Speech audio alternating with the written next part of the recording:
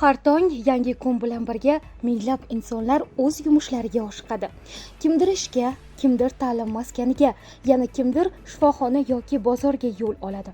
Hayot odatdagi maromida davom etayotgandek tuyuladi. Biroq mana shu odatiylik ortida ko'pchilik ko'rmaydigan, ammo jamiyat barqarorligini ta'minlaydigan ulkan mas'uliyat mujassam. Osoyishtalik hech qachon tasodifan qaror topmaydi.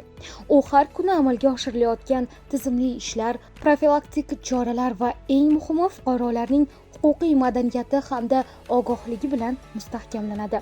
Bugun xavfsizlik tushunchasi faqat jinoyatchilikka qarshi kurash yoki favqulodda vaziyatlarning oldini olish bilangina cheklanmaydi. U inson hayotining barcha jabhalarini qamrab oluvchi, davlat va jamiyat manfaatlarini birlashtiruvchi muhim yo'nalishga aylandi. Yangi O'zbekiston taraqqiyot strategiyasida ham inson qadri, uning hayoti va manfaatlarini himoya qilish ustuvor vazifa sifatida belgilangan.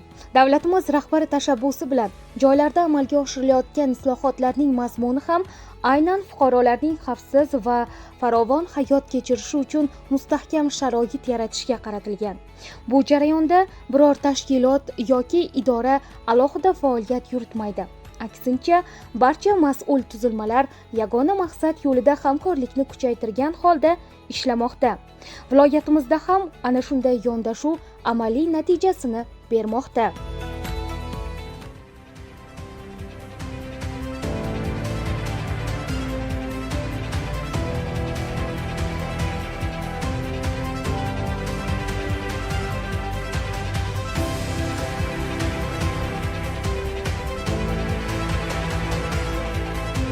Hurmatli fuqarolar, Samarqand viloyati ichki ishlar boshqarmasi ogohlantiradi. Hozirgi kunda barcha Telegram foydalanuvchilari Telegram akkauntingizni himoya qilishda 2 bosqichli tekshiruvni yopishni unutmang. Telegrammlardan APK fayl kelsa uni hech qachon ochmang. Bu birinchi navbatda. Keyin soxta treyderlarga ham ishonish kerak emas.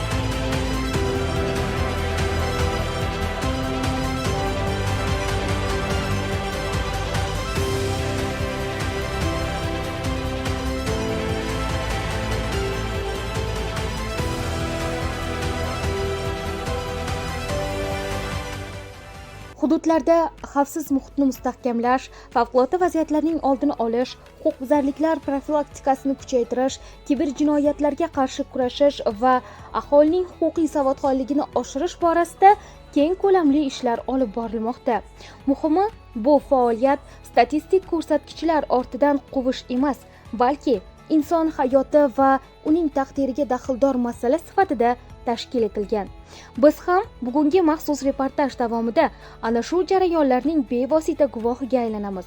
Mahallalarda, ta'lim va tibbiyot muassasalarida, aholi gavjum maskanlarda hamda mas'ul idoralar faoliyatida amalga oshirilayotgan ishlarni kuzatar ekanmiz.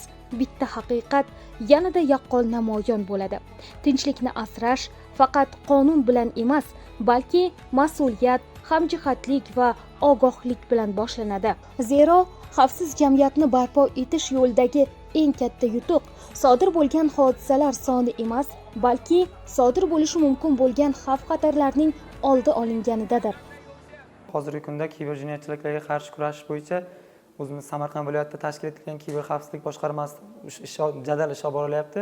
Bundan tashqari xuddi ichki ishlar bo'limlarida ham o'sha kiber xavfsizlik masalasi bo'yicha ishlar qizg'in tarzda olib borilyapti. Misol uchun, profilaktika inspektori mahallalarda bor. O'sha mahalla fuqarolar yig'inini guruh kanal, Telegram kanallari, guruhlari, keyin mahalla o'zining fuqarolar yig'ini jonli ravishda bo'lganda umumiy profilaktika tarzida ularni ogohlantirib boryapmiz. Kiber jinoyatchilik turlari haqida ularga dastlabki tushunchalar berilyapti. Agar o'sha kiber jinoyatchilikka uchragan vaqtda qanday qilib turib o'sha protsessini tushuntiryapsiz fuqarolarga, nima mazmunda, misol mening kartamdan pul yechilgan bo'lsa, fuqaro keyin nima qilinishi kerak o'zining kartasidan. Unga aytilyapti, integratsiya kart blok sistemamiz bilan Markaziy bank ulangan. O'sha navbatchilik qismiga to'g'ridan-to'g'ri xabar kelib tushsa, 102 operatorga qilingan murojaat fuqaro tomonidan.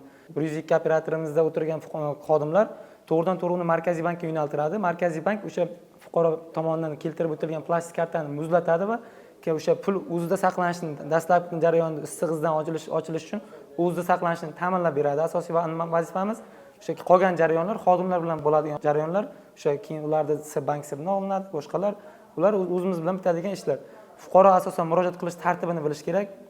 Keyin Telegramdan har xil zararli ilovalar, APK fayllar kelyapti. O'sha unda qiziqtiradigan mazmun bor. Misol, men futbolga qiziqsam, futboldagi eng sara gollar bo'lib qoladi orasida yoki nikoh to'yingizdan sarlavhalar yoki oila a'zolaringizni mana bu rasmlarni nima qilib yuribdi degan mazmunda qo'shtirnoq ichidagi mazmunlarda keladi. Ularni xohlagan odam, o'sha qiziqqan odam ochib ko'rgan vaqtda o'sha kiber hujumga uchrab turib Telegram bizlon bo'ladi. Android sistemasida ishlaydigan qurilmalar uchunda u narsa iOS'dagilarga o'tmaydi. O'sha Android sistemasidagilar bizlon bo'lyapti Telegramga kartasi yoki klik ulangan bo'lsa, ular yechilib ketyapti. Qolgan kontaktdagilarga o'sha qarz so'raganlik mazmunda murojaatlar boryapti. Ba'zilar misol 100 ta kontakt bo'lsa, 100 tadan bittasi emas, ikkitasi o'sha berib qo'yadi baribir. O'zim qarindoshim og'ir ahvoldaman degan mazmunda yozsa, tashlab yuboradigan 5 million yoki 4 million tashlab yuboradigan yoki imkoniyatdan kelib chiqqan holda 10 ming so'm tashlaydigani ham bu o'sha firibgarlik yo'li bilan mablag'ni o'ziga o'zlashtirish hisoblanadi, jinoyat hisoblanadi. Mana shundan fuqarolarni ogohlantirib, kelgusida shunaqa xunuk holatlar bo'lmasligini oldini olish masalasida mahallada umumiy profilaktika ishlarini olib boryapmiz biz. Misol, o'zimizdan kelib chiqib aytsak, pensiyaga keladi mahalla. Pensiyaga yoki boshqa masalalar bo'yicha to'y hashamini oldin mahallaga yetiligi bilan maslahatlashish uchun kelgan vaqtda barchasiga qisqaroq qilib turib, o'sha Telegram ilovalari haqida yoki bank kartalari yoki boshqalardan telefon qilib turib, o'zini davlat organiman deb turib, shaxsga doir ma'lumotlarni so'rayotganlarida bizlar o'sha davlat organiman desa ham ularga bermasligini, o'sha shaxs tasdiqlovchi hujjatni o'sha tekib turib o'zini tanishtirgandan keyin, undan keyin ular bilan kontaktga kirishishini keltirib o'zlariga tushuntirib, telefonlari agar Telegramlari ikki bosqich paroldan o'tmagan bo'lsa, shu yerda o'zida o'zimizdan qo'ldan kelgancha hammasiga qo'yib beryapmiz. Kiber jinoyatchilik bo'yicha xabarlar kelganlik holati bo'yicha mahallani o'zidan yil boshidan beri 55 ta murojaat kelib tushgan, jinoyatchi qo'zg'atilganlari undan alohida o'sha tergovga qadar tekshiruv jarayonidan o'tkazib turib keyin olib boriladi.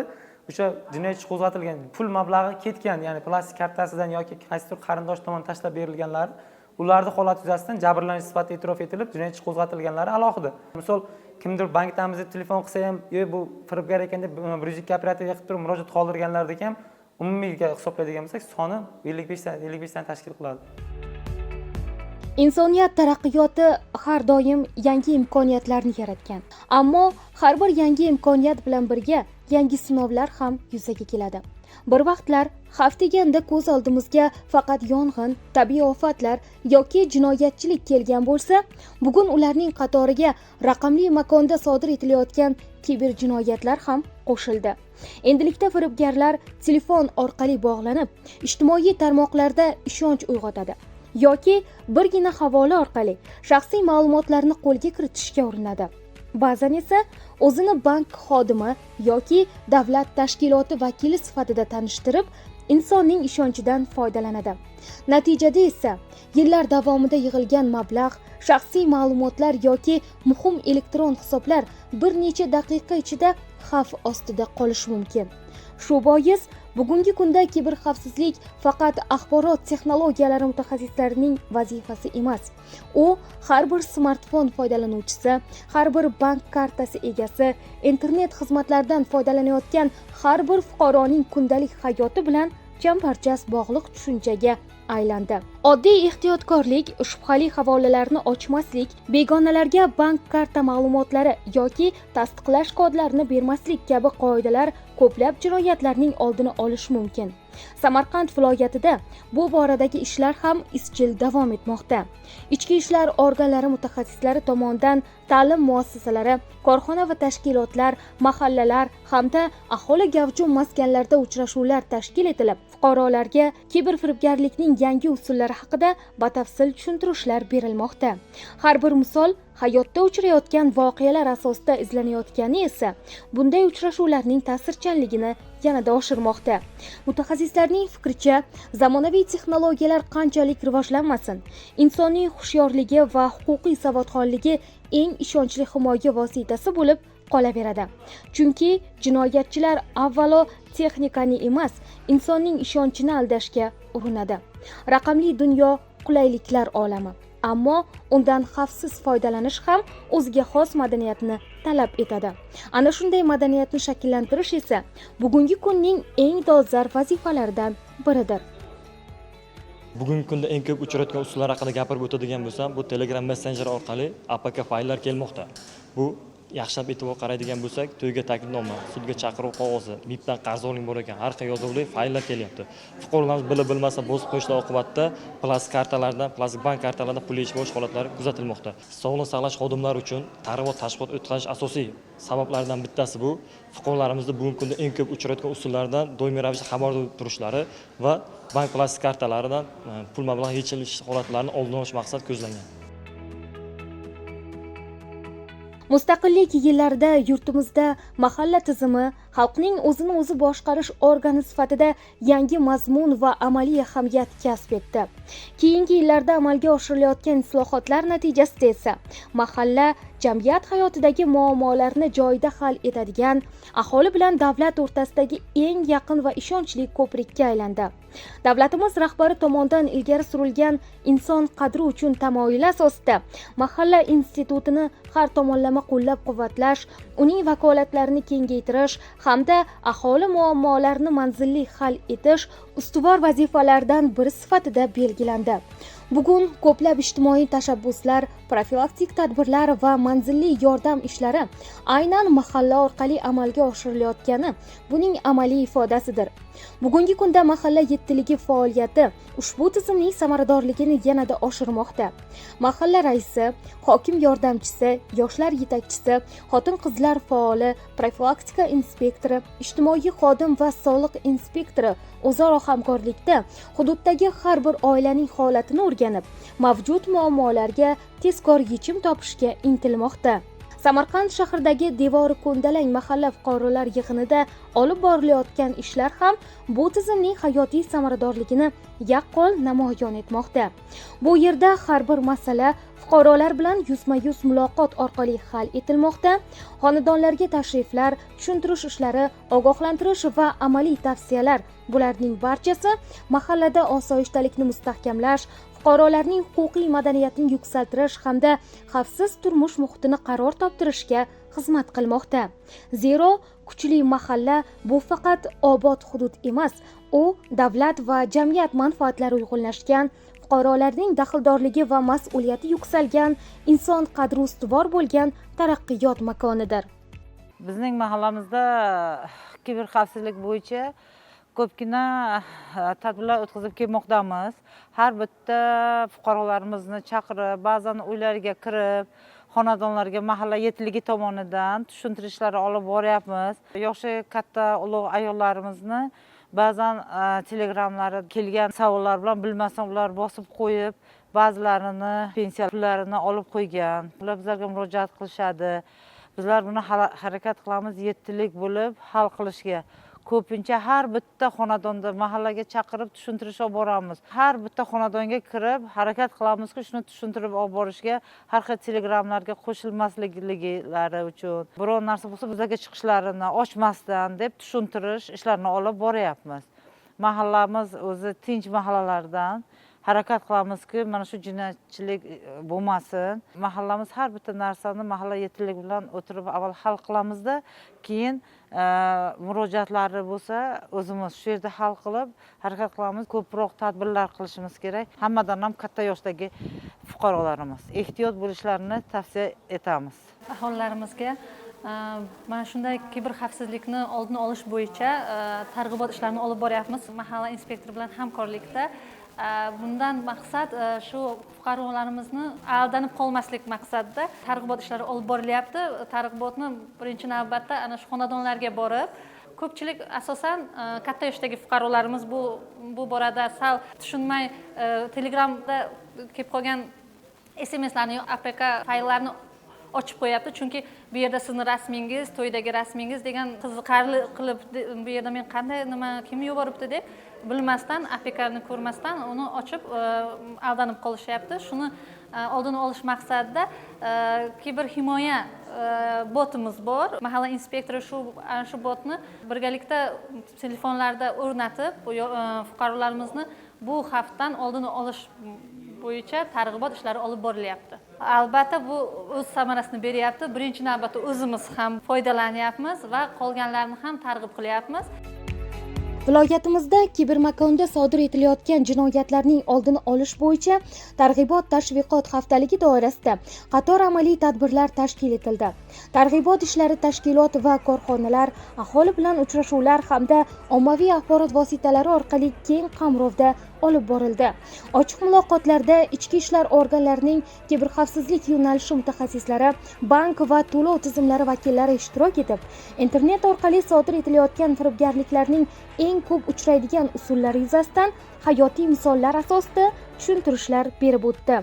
Fuqarolarga shubhali telefon qo'ng'iroqlari, soxta havolalar, yolg'on investitsiya loyihalari, ijtimoiy tarmoqlardagi firibgarlik sxemalari hamda bank kartalariga oid ma'lumotlarni himoya qilish bo'yicha zarur tavsiyalar yetkazildi. Tadbirlar davomida asosiy e'tibor aholini ogohlantirish bilan birga ularda raqamli makonda mas'uliyatli harakat qilish ko'nikmalarini shakllantirishga qaratildi. Bugungi kunda kiberjinoyatlarga qarshi kurash faqat huquqbuzarliklarni aniqlash va fosh etish bilan cheklanmayapti.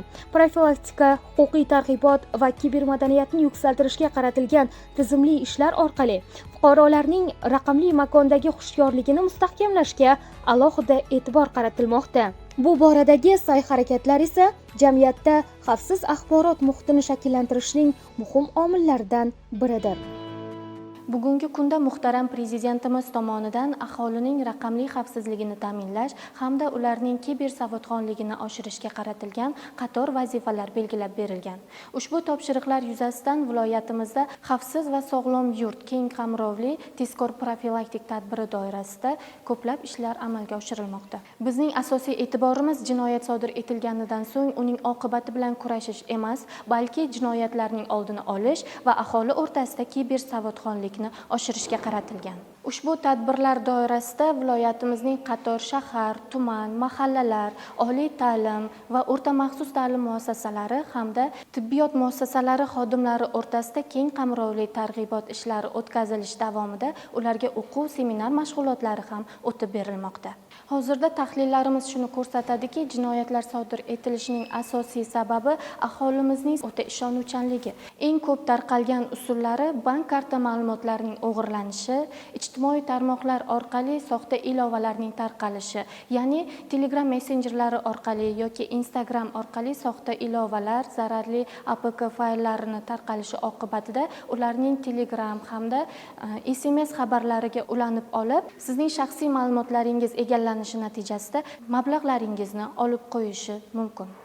Bundan tashqari moliyaviy piramida ham mavjud. Bunda sizga arzon narx evaziga qisqa muddat ichida pullaringizni ko'paytirib berishni taklif qilishi orqali sizning pul kiritishingizga da'vat etilishi hamda turli xil chet el fuqarolari nomidan sizga telefon yoki ijtimoiy tarmoqlar orqali bog'lanib, sizning ishonchingizni kirib, shaxsiy ma'lumotlaringizni olish hamda sizni qo'rqitish orqali nomingizga kredit rasmiylashtirilyapti va shu kabi xabarlar bilan qo'rqitish orqali mablag'laringizni olib qo'yish holatlari juda ham ko'p kuzatilmoqda. Bularni oldini olish maqsadida zamonaviy hamda an'anaviy usullardan foydalangan holda jamoat joylarida, ya'ni banklar, bozorlar, mahalla idoralari va shu kabi jamoat joylarida maxsus ogohlantiruvchi flayerlar tarqatilmoqda. Bundan tashqari ijtimoiy tarmoqlar orqali, ya'ni Telegram messenjerlari, Instagramlar va televideniya orqali ogohlantiruvchi videolar, suhbatlar olib borilmoqda. Bundan tashqari blogerlar bilan birgalikda ham qo'shma roliklar tayyorlanmoqda. Bundan ko'zlangan maqsad esa aholimizning kiber madaniyatini yanada yuksaltirish natijasida kiber jinoyatlarning mutlaq oldini olish. Har bir fuqaromiz kiber tahdid yoki kiber jinoyatlarga duch kelgan taqdirda bizning ishonch raqamlarimiz hamda rasmiy kanalimiz doim faoliyat yuritib kelmoqda. Hurmatli fuqarolar, ogoh bo'ling. Zero ogohlik davr talabi. Xavfsizlik bu faqat mas'ul idoralar zimmasidagi vazifa emas, balki har bir fuqaroning ongli yondashuvi va jamiyatning umumiy mas'uliyati bilan mustahkamlanadigan qadriyatdir. Bugun viloyatimizda amalga oshirilayotgan tizimli profilaktik tadbirlar, aholi bilan olib borilayotgan manzilli muloqotlar, kiber madaniyatni yuksaltirishga qaratilgan targ'ibot ishlari hamda idoralar o'rtasidagi samarali hamkorlik ana shu ezgu maqsadga xizmat qilmoqda. Eng muhimi, bu jarayonlarda sodir bo'lgan hodisalarga munosabat bildirish emas, balki ularning oldini olish, fuqarolarda ogohlik va daxldorlik tuyg'usini kuchaytirish ustuvor yo'nalish sifatida qaralmoqda. Chunki xavfsiz jamiyat avvalo xavfsizlik madaniyati yuksak bo'lgan jamiyatdir. Tinchlik va osoyishtalikni asrash yo'lidagi har bir tashabbus, har bir ogohlantirish va har bir amaliy sa'y-harakat inson hayoti, uning huquq va manfaatlarini himoya qilishga qaratilgan. Ana shunday yondashuv esa nafaqat bugungi barqarorlikni mustahkamlaydi, balki kelajak avlod uchun yanada xavfsiz, ogoh va mas'uliyatli jamiyatni shakllantirishga xizmat qiladi.